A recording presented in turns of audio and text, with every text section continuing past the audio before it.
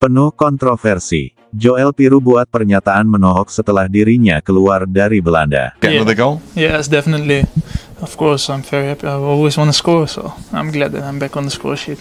In that first half, there were lots of chances made, 2 scored. Do you enjoy the football that was played in that period of the game?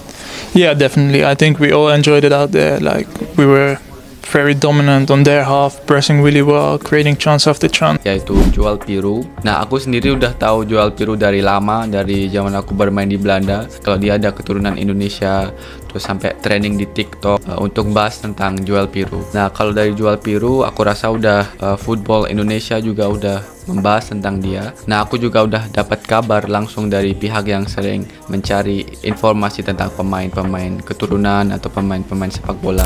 Nah, Joel Piroe itu juga ada darah Indonesianya. Dunia sepak bola kembali diguncang.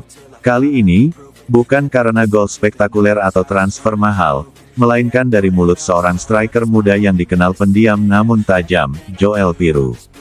Pemain berdarah Belanda yang kini merumput di Inggris itu melemparkan bom pernyataan yang membuat KNVB, Federasi Sepak Bola Belanda, dan sebagian besar pecinta sepak bola negeri kincir angin terbakar emosi.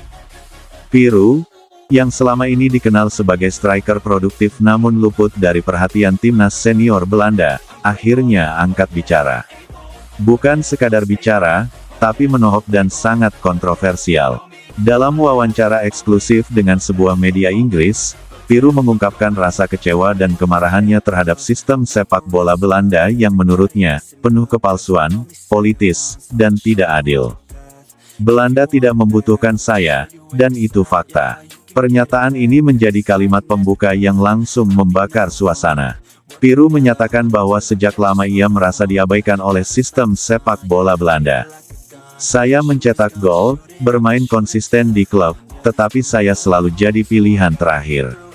Bahkan saat striker utama mereka cedera, mereka lebih memilih memanggil pemain lain yang bahkan tak punya menit bermain reguler di liga besar. Apa saya tak cukup, Belanda, untuk mereka? Kata Piroe dengan nada sinis. Kritik tajam ke KNVB, seleksi timnas seperti ajang popularitas.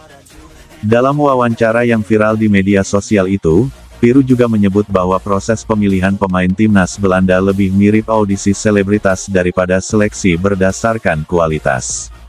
Kalau kamu tidak punya nama belakang yang menarik, atau tidak punya agen yang kuat di belakangmu, lupakan mimpi mengenakan jersey oranye.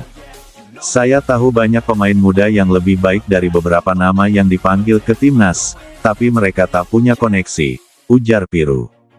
Ia bahkan menyebut satu nama secara langsung, meskipun media memilih untuk menyensor nama tersebut, namun spekulasi langsung merebak bahwa ia mengarah pada seorang striker yang sering jadi sorotan meski performanya menurun drastis.